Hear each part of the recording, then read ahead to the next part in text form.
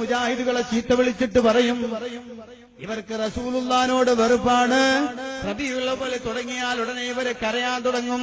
വഹാബികളെ നിങ്ങൾ കരഞ്ഞോളൂ, മുജാഹിദുകളെ നിങ്ങൾ കരഞ്ഞോളൂ, നിങ്ങളെ കൂടെ ഇബ്ലീസും കരയുകയാണ് കേട്ടോ. എന്നാ ഞാൻ പറയുന്നു, ഞങ്ങൾ മാത്രമല്ല, ഈ അറബിയുടെ അർത്ഥമറിയുന്ന, ഈ അറബി വാചകങ്ങളുടെ അർത്ഥമറിയുന്ന സമസ്ത കേരള ജമിയത്തുൽ ഉലമയുടെ പള്ളികളിൽ ഖത്തീബായിരിക്കുന്ന ഖത്തീബും കരയുക തന്നെ. 5 വെള്ളിയാഴ്ചയും ചിരിക്കാൻ ഖത്തീബിന് കഴിയുന്നില്ല. നോക്കൂ നിങ്ങൾ, ഒന്നാമത്തെ വെള്ളിയാഴ്ച അൽ ഖുത്ബത്തുൽ ഊലാ മിൻ ശഹ്രി റബീഉൽ അവ്വൽ യദ്കറു ഫീഹാ വഫാത്തുൻ നബി. വെള്ളിയാഴ്ച, ഒന്നാമത്തെ വെള്ളിയാഴ്ച നടത്തുന്ന ഖുത്ബയുടെ പ്രതിപാദന വിഷയം അത് റസൂലുള്ളാഹിന്റെ വഫാത്താണ്, മിലാദുൻ നബി അല്ല.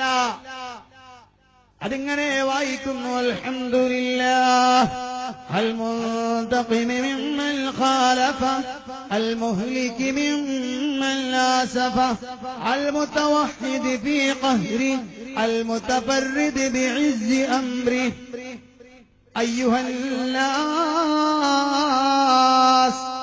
ഇത്തഖുല്ലാഹ ഇബാദല്ലാഹ്.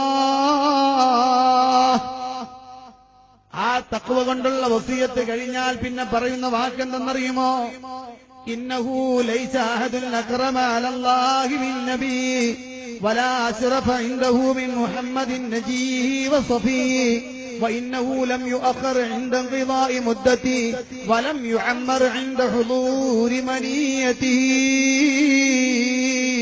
ولقد أتاه في مثل شهركم هذا من رسل ربه الكرام الموكلين بقبض نفوس لنا فجدوا بروحه الزكية لينقلوها وعالجوها ليرحلوها إلى رحمة ورضوان وخيرات حسان.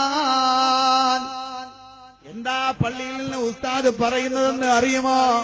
പക്ഷേ താഴെയിരിക്കുന്ന നമ്മുടെ സഹോദരങ്ങൾക്ക് അത് മനസ്സിലാകുന്നില്ല.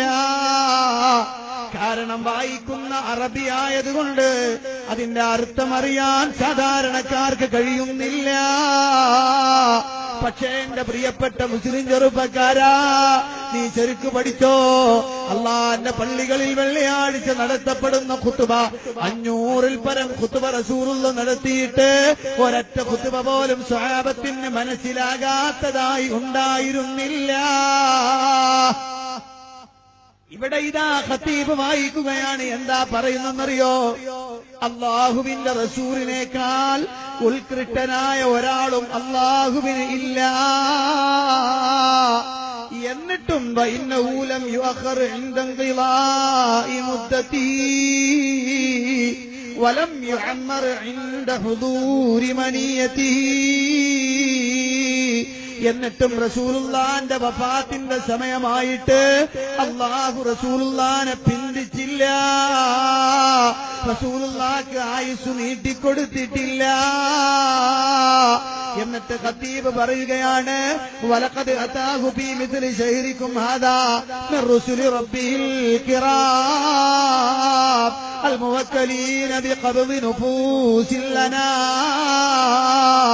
അല്ല പ്രിയപ്പെട്ട ശ്രോതാക്കളെ, നിങ്ങളുടെ ഈ മാസമുണ്ടല്ലോ, ഇപ്പൊ നിങ്ങൾ സന്നിഹിതരായ ഈ മാസമുണ്ടല്ലോ, ഈ റബീഉൽ അവ്വൽ മാസം പോലെ ഒരു റബീഉൽ അവ്വൽ മാസത്തിലാണ് ആളുകളുടെ ആത്മാവ് കൊണ്ട് അല്ലാഹു തീരുമാനിച്ച ആത്മാവിനെ പിടിക്കാൻ അല്ലാഹു ഏൽപ്പിക്കപ്പെട്ട മലക്കുകൾ അല്ലാഹുവിന്റെ റസൂലിന്റെ അടുത്ത് വരികയാണ്.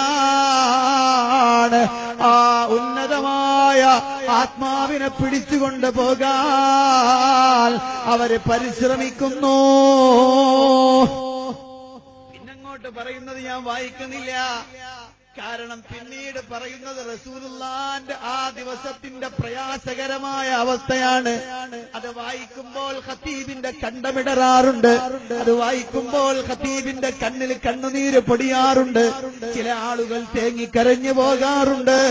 അതുകൊണ്ടാണ് വെള്ളിയാഴ്ച പള്ളിയിൽ നിന്ന് പുറത്തിറങ്ങുമ്പോൾ നാട്ടുകാര് പറയും, ഇന്ന് ഉസ്താദ് ഖുതുബ പറയുമ്പോൾ കരഞ്ഞു പോയല്ലോ, നീ കണ്ടില്ലേ?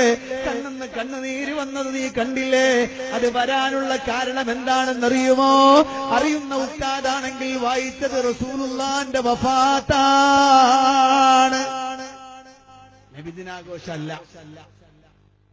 നബിദിനാഘോഷത്തെ കുറിച്ചൊരു വർത്താനമില്ല. ഒന്നാമത്തെ ഖുതുബ കഴിഞ്ഞു.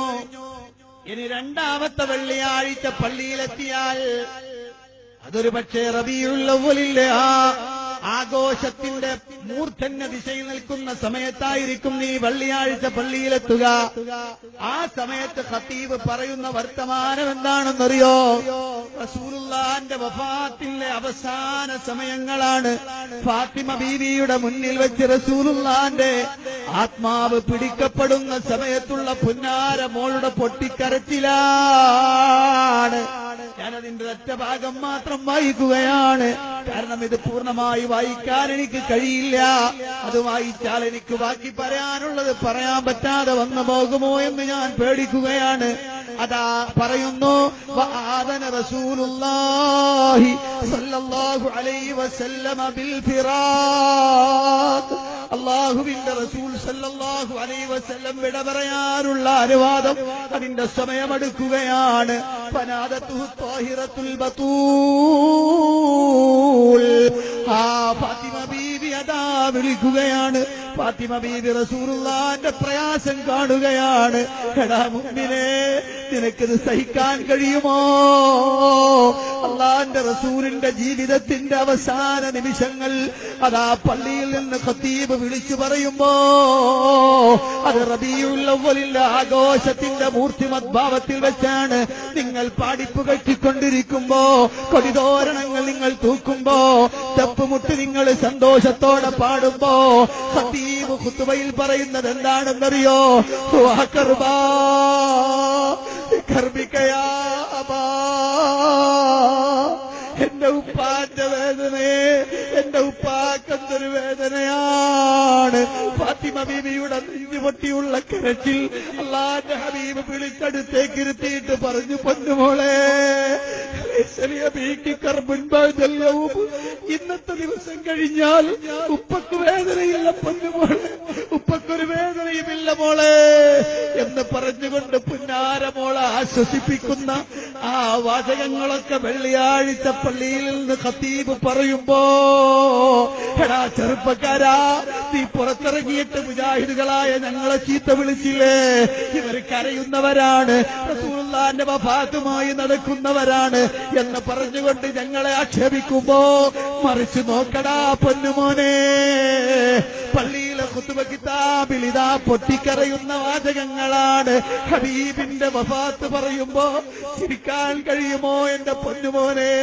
നിങ്ങൾക്കറിയുമോ അല്ലാഹുവിന്റെ ഹബീബ് സല്ലല്ലാഹു അലൈഹി വസല്ലം, ആ പ്രവാചകൻ സല്ലല്ലാഹു അലൈഹി വസല്ലമയെ വഫാത്തായി റസൂലുള്ളാഹിനെ മറമാടിയിട്ട് പ്രവാചകന്റെ പ്രിയപ്പെട്ട അനുയായി 10 വർഷം റസൂലുള്ളാഹിക്ക് ഖിദ്മത്തെടുത്ത മഹാനായ അനസ് ഇബ്നു മാലിക് റളിയല്ലാഹു അൻഹു റസൂലുള്ളാഹിയുടെ ആ ശറഫാക്കപ്പെട്ട ശരീരം ഖബറിലേക്ക് മറമാടിയിട്ട് തിരിച്ചു വരുമ്പോ ഫാത്തിമ ബീവി അനസ് റളിയല്ലാഹു അൻഹുവിനോട് ചോദിക്കുന്നു, അനസേ, എങ്ങനെ കഴിഞ്ഞു അനസേ നിങ്ങൾക്ക് ഹബീബിന്റെ ശരീരത്തിലേക്ക് മണ്ണിടാൻ, അവിടുത്തെ ഖബറിലേക്ക് മണ്ണിടാൻ എങ്ങനെ കഴിഞ്ഞു അനസേ?